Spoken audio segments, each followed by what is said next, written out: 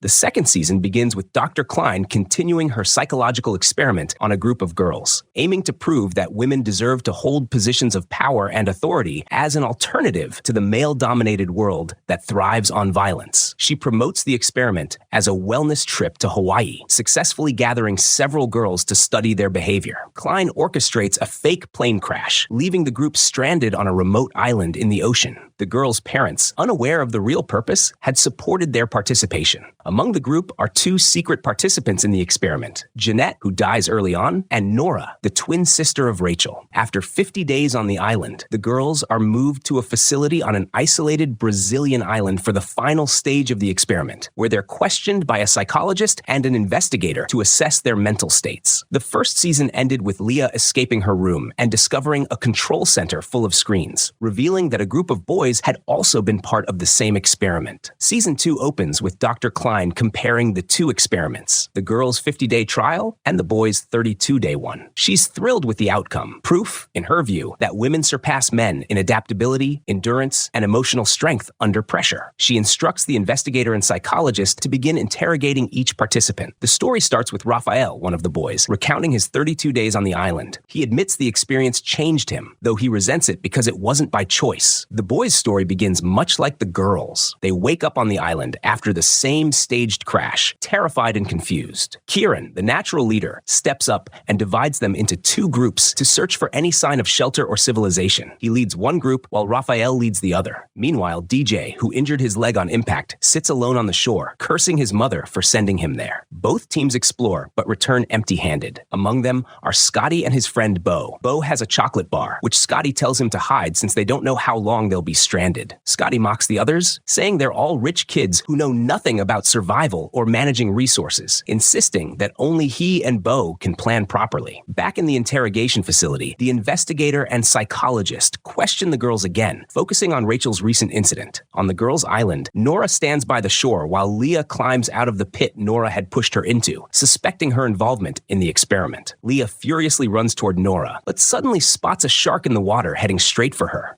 While Rachel is happily swimming in the ocean, Nora suddenly spots a shark and, without hesitation, rushes to save her sister. Moments later, blood spreads through the water, but Nora keeps swimming, pushing Rachel to safety and sacrificing her own life to save her. Back at the isolation facility, each girl recalls that horrifying moment. None of them can tell if it lasted seconds or hours, but they all still remember Nora's scream echoing in their ears. On the island, Rachel makes it to shore with her arm severed. Acting quickly, Dot heats up an axe and cauterizes the wound while the others hold Rachel down. They bandage her arm, but Rachel feels nothing but grief for her sister's death. A week passes, and she spends her days staring at the sea, hoping Nora will return. The girls try to comfort her in vain, and finally decide to move their camp into the forest so she can begin to heal. Meanwhile, Leah becomes trapped in obsessive thoughts. She tells the group what Nora did to her, but when they revisit the site, the pit is gone, as if it never existed. The others start to think Leah is losing her mind, and she spirals further into paranoia, desperate to prove she isn't crazy. She confronts Rachel, asking if she remembers how Nora found out about the trip. The question breaks Rachel down, and the group turns on Leah for being insensitive, forcing her to stay away. On the boys' island, both search groups return empty-handed until they find DJ's mangled body on the shore, apparently attacked by a shark. The group is horrified and decides to bury him at sea, mirroring the girls' earlier loss of Jeanette. Back at the facility, DJ is revealed to be alive. He's actually Dr. Klein's son. Furious, he confronts her, shouting that she's destroyed lives just to prove a theory. Klein had faked his death to protect him after his arrest. His father, disgusted by her manipulation, tells her she's sick and leaves her for good. Meanwhile, Leah discovers the existence of another group, the boys, and sneaks into the room where Raphael is held. He's shocked to see her and confused about what's happening. Leah explains everything about her group, realizing the same experiment was repeated. Raphael initially thinks she's delusional, but with no other explanation, he starts to listen. Leah figures out the truth. The experiment is a comparative study between girls and boys, each paired with a counterpart that mirrors their traits. She realizes Raphael is her male equivalent, her match in the boys group. She describes his personality perfectly, and before they part, she promises him that she'll find a way to escape and free them all.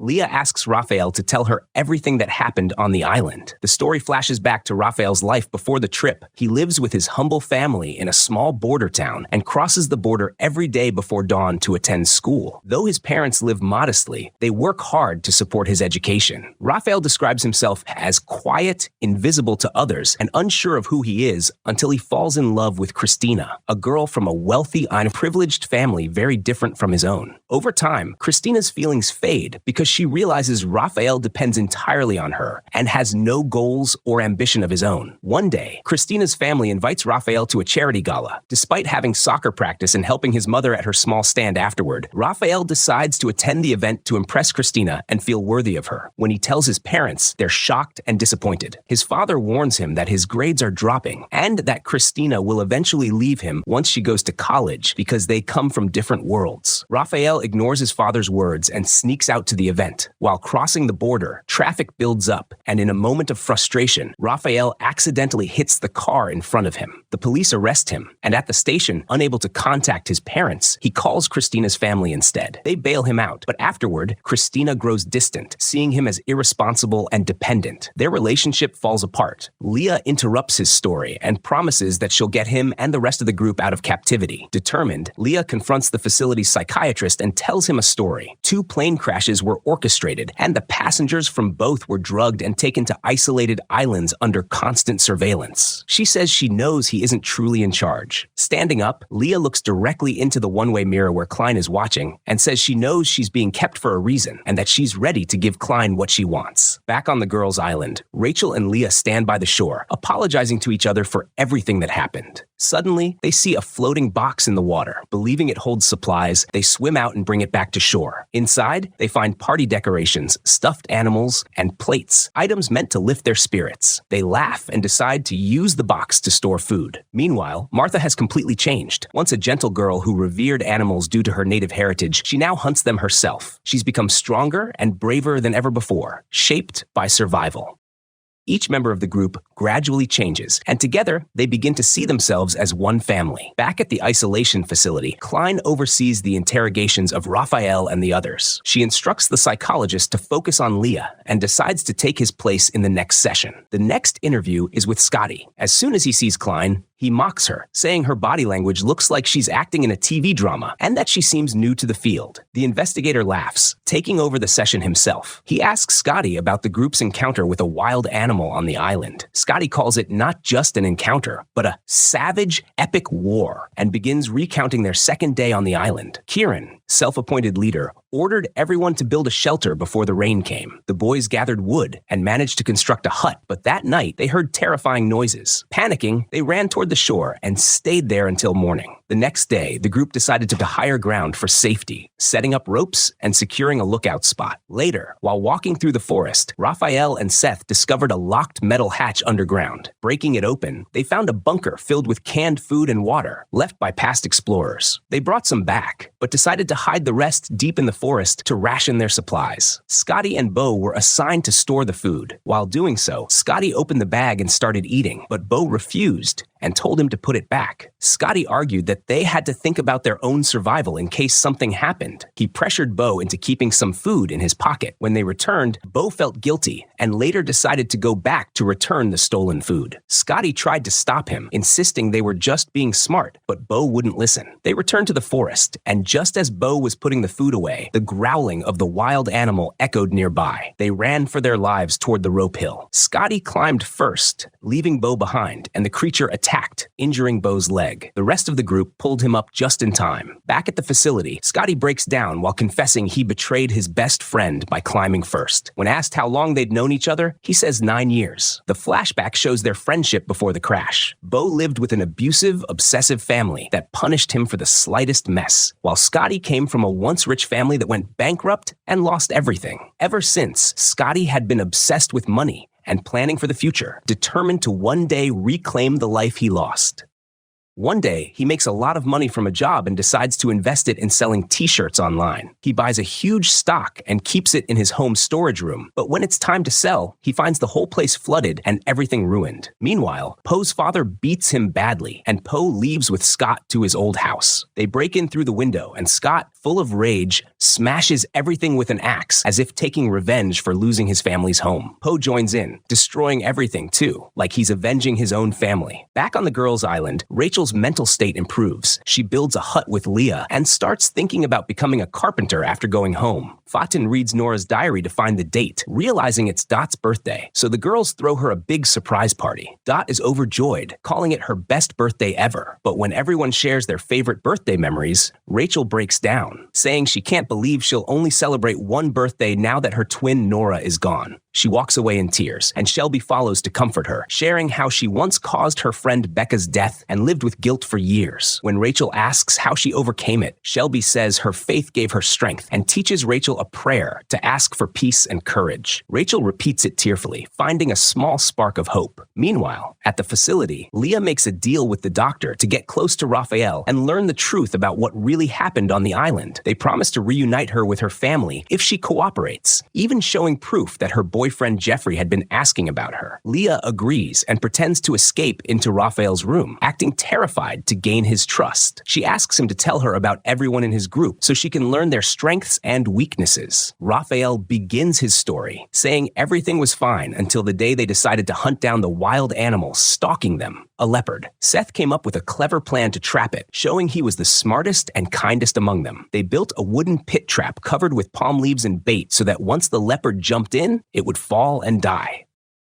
Their trap works perfectly. The roar of the panther echoes through the forest before Kieran drives his spear into it, ending the threat once and for all. The group celebrates late into the night. Seth stands and praises each boy, pointing out their strengths and trying to lift morale. But Kieran mocks him publicly, humiliating him in front of everyone. Hurt, Seth isolates himself while Raphael admits that even though they were close, he didn't go comfort him. Only Josh did. Josh, the weakest of the group and often bullied for talking too much, sits beside Seth and shares how he was bullied as a child, especially by his brother. Seth reacts violently, pushing him away, and later entering Josh's tent, where his bitterness boils over. He assaults Josh, telling him he'll never be like him, leaving Josh broken and silent. Raphael confesses this part hesitantly to Leah, who hugs him and whispers, "They're watching us." Klein realizes Leah betrayed their control when she notices Raphael's sudden reaction. Leah is dragged from the room by the investigator, who tells her she's been played and that none of their promises were real. He mentions the weapon she hid in the sink, mocking her for thinking she's clever. Desperate, Leah begs for another chance, but he locks her back in her room. In the bathroom, Leah pretends to vomit, opens the sink, and finds a phone with a note. "You have 45 seconds. Realizing the investigator is secretly helping her, she smiles and prepares to act. Back on the boys' island, the day after Seth's assault, Josh barely speaks, his trauma leaving him mute and withdrawn. The others notice his silence. Seth dismisses it, claiming Josh is just being annoying as usual. Henry, Seth's half-brother, invites Josh to sit with them. Later, Kieran divides the group to search for fresh water. He goes with Josh, trying to lighten the mood, and when they find a stream, Kieran jumps in joyfully while Josh stays back. Kieran teases him, trying to pull him in, and notices strange rashes all over Josh's body. Josh insists he's sick, but Kieran knows those rashes appear when Josh is anxious or hurt. Instead of compassion, he mocks Josh again, saying Seth was right about him. Enraged, Josh snaps, screaming that Seth is the real problem. Kieran realizes something terrible happened and presses him to talk. Meanwhile, it's revealed that Seth is secretly working with Dr. Klein. Through hidden cameras, he reports that Josh is unstable and showing suicidal behavior, subtly manipulating the staff to believe he might harm himself, keeping the experiment in motion and the truth buried.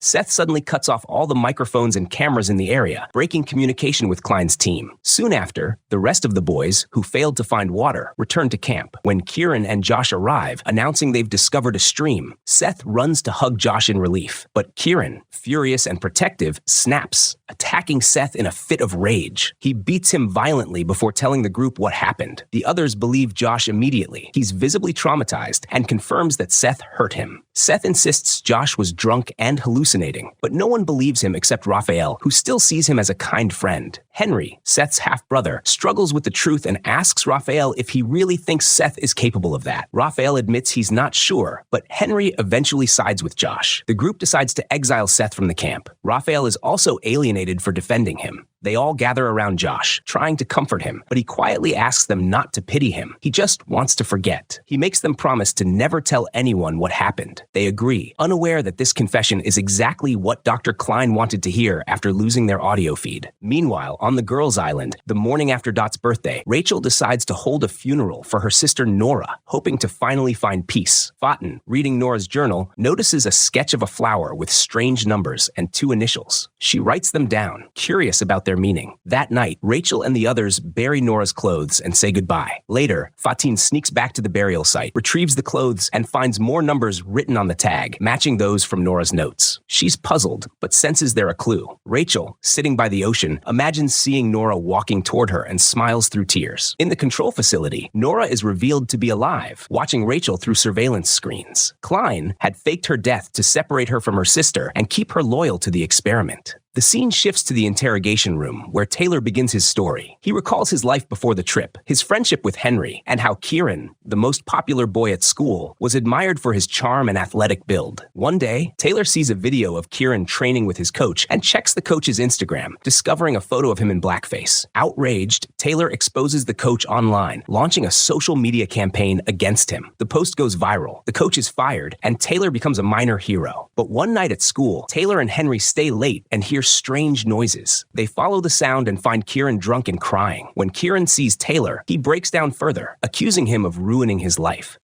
Kieran, drunk and furious, tells Taylor that his coach was like family, the only one who cared about him after his father left, remarried, and moved away. In a fit of rage, Kieran punches a locker, and Taylor provokes him further, recording everything on his phone. He taunts Kieran, saying he knows Kieran wants to hit him and call him a racial slur. Pushed to the edge, Kieran finally snaps and yells the insult, and Taylor immediately posts the video online. The clip goes viral, destroying Kieran's reputation and getting him expelled from school. Henry, horrified, confronts Taylor, telling him he's gone too far. He reminds him that Kieran was broken, grieving someone he loved, not a monster. Before walking away, Henry leaves Taylor a note that simply says, "Be kind." For the first time, Taylor realizes what he's done. He ruined Kieran's life and lost his closest friend. Back on the boys' island, more than 10 days have passed since Seth's exile. When Kieran notices his lighter is missing, he assumes Seth stole it and storms off with the others. He attacks Seth, beats him, and reclaims the lighter. Suddenly, Josh, once the quiet victim, erupts in rage. He pins Seth down, furious, and douses his fire before walking away, leaving him to freeze. The others hesitate, torn between justice and cruelty, but no one moves to help. Raphael and Taylor feel guilty, realizing Seth will die without warmth. Raphael insists on bringing him clothes and a light, but Kieran blocks him, saying Seth deserves his punishment. Raphael snaps, shouting that they're not judges or executioners, and that leaving someone to die in darkness is inhuman. Kieran turns to Josh, asking his opinion. Coldly, Josh sides with Kieran, saying Seth doesn't deserve mercy, and adds that Raphael should be banished too. Shocked by Josh's transformation from timid victim to ruthless avenger, the group obeys. Raphael, stripped of his shirt, leaves to join Seth in the forest. That night, Henry sits alone, troubled by guilt. Taylor approaches to comfort him, and Henry admits Seth suffers panic attacks in the dark. He needs a light to sleep. Taylor is moved, remembering Henry's note, "Be kind." Quietly, he takes a candle and walks into the woods to bring light to Raphael and Seth. Meanwhile, on the girls' island, Fatin begins to suspect that Leah was right. Nora may have been part of the experiment.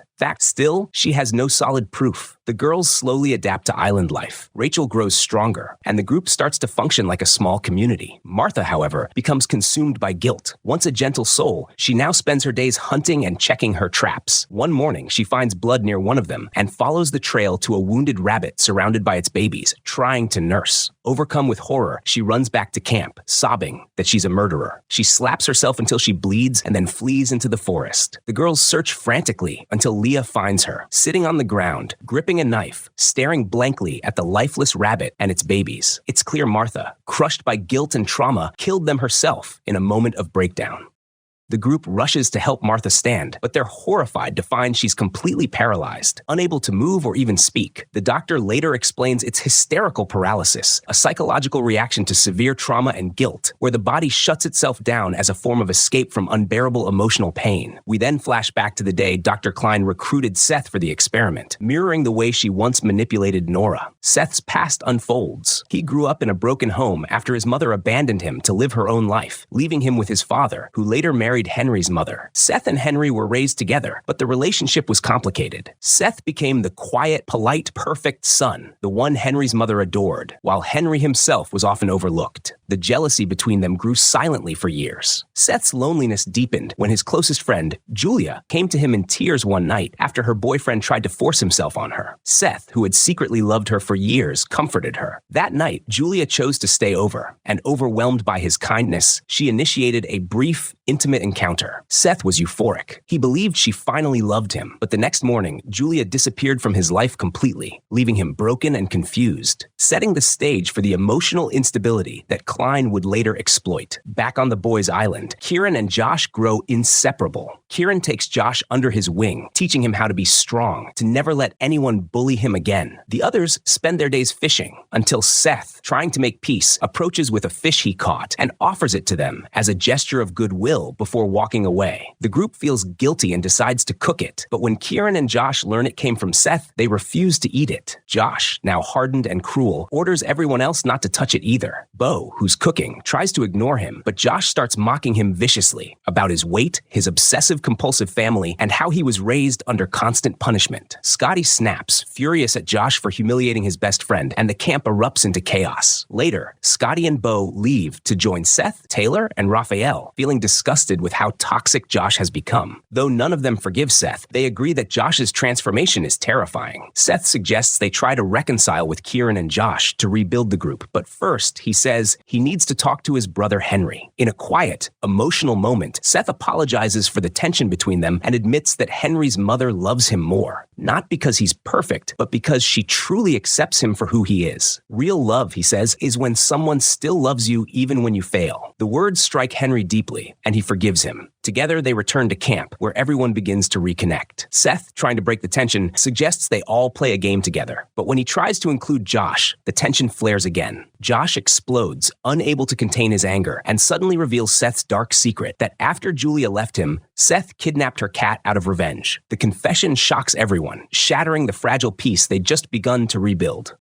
Henry freezes in shock. Seth had told them he was only taking care of Julia's cat, not that he'd kidnapped it. Suddenly, Henry remembers what really happened. Julia's disappearance wasn't voluntary. A flashback shows Seth attacking her in a fit of rage, hitting her and taking out his frustration like a man possessed. Henry realizes the truth. Seth isn't the gentle, perfect boy he pretends to be, but a violent, manipulative monster. Furious and disgusted, Henry exposes him to the rest of the group and orders him to leave for good. Seth walks away silently, devastated, knowing he'll never be part of them again. Meanwhile, on the girls' island, chaos unfolds as Martha's paralysis leaves the group terrified. Shelby spirals into despair and cuts her hair even shorter, while Fountain grows obsessed with the idea that Nora was part of the conspiracy. She notices torn pages in Nora's journal, follows the faint ink impressions, and discovers a note suggesting that Leah knows something. Shocked, she shows Shelby, and the two begin piecing together that the island might be part of something much bigger. Back at the facility, Klein visits Josh's room and learns something from him that makes her elated. Proof, in her mind, that her experiment succeeded. She declares victory. The girls, through empathy and unity, overcame chaos, while the boys, consumed by dominance and aggression, failed. In the outside world, Leah's friend Ian continues searching for her. After digging for leads, he finds the company behind the mysterious Hawaii retreat and confronts one of its employees, only to realize it's DJ, Dr. Klein's son, who opens the door in shock. Back on the island, Fatin and Shelby discover more in Nora's journal, a full map of the island marked with strange symbols. They decide to follow the trail, hoping for answers. During the walk, Fatin suddenly stops and tells Shelby she needs to pray. As a Muslim, she raises her hands and recites softly, "O Allah, place light in my heart and light in my sight." When she opens her eyes, she spots a faint blinking light high in a tree. Climbing up, she finds a small transmitter, a network booster connected to hidden surveillance cameras. Realizing they've been watched the entire time, the girls return to camp, but decide to keep the discovery secret until they can prepare the others, especially Rachel, who would be crushed to learn her sister betrayed them. Suddenly, a loud roar fills the air. A helicopter appears above them. The girls stare in disbelief, overcome with hope that rescue has finally come. Meanwhile, on the boys' island, Seth is officially exiled. He radios Klein's team for help, and Matthew arrives by boat to extract him. But when Matthew lowers his guard, Seth attacks and takes control of the boat. He later returns to the group pretending he found it, telling them he'll sacrifice himself to seek help. Kieran doesn't buy it and insists on going with him. Raphael joins too, to keep the peace. Days pass as the three drift aimlessly across the ocean. Seth tries to manipulate Raphael, cracking jokes and acting friendly, but Kieran sees through him. The tension explodes. Kieran punches Seth, loses his balance, and falls overboard. Seth orders Raphael not to help, insisting Kieran is dangerous and will destroy them all. He hands Raphael an oar, telling him to hit Kieran if he tries to climb back. Raphael hesitates, watching Kieran struggle in the waves, then suddenly snaps. Instead of striking Kieran, he turns on Seth, beating him in a frenzy. Moments later, Kieran pulls himself onto the boat, and before they can process what happened, a ship appears on the horizon. It's Klein's recovery team. The boys are rescued, just like the girls, and taken to the same facility. Back in the isolation compound, Klein summons Leah, the one she now considers the smartest and strongest of the girls. She tells her that the experiment has transformed her, that she's no longer the naive, lovesick girl she once was, but a mature, self-aware young woman. Leah listens silently, then fixes Klein with a cold, defiant stare. As Klein's phone rings, Leah smirks and tells her, "You should answer that. It's an important call," before walking out. Klein picks up, and her face drains. Someone has reported her entire operation. We flash to Leah, secretly acting out a breakdown in front of the psychiatrist and investigator while reading through their notes about the experiment. She spots the company's name at the top of the files. Later, pretending to have a violent, hysterical episode, she attacks the doctor while the investigator rushes in with a sedative. But instead of stopping her, he slips a keycard into her pocket, the same man who earlier hid a phone in her bathroom sink. It's clear he's been helping her from the inside. Using the phone, Leah manages to contact her friend Ian, who's been searching for her nonstop. Ian eventually tracks down DJ, Klein's son, and confronts him at his home. Overwhelmed by guilt, DJ confesses everything and turns against his mother, handing Ian evidence and notifying the authorities. The FBI launches a full investigation into the abduction of the girls and boys. Back at the facility,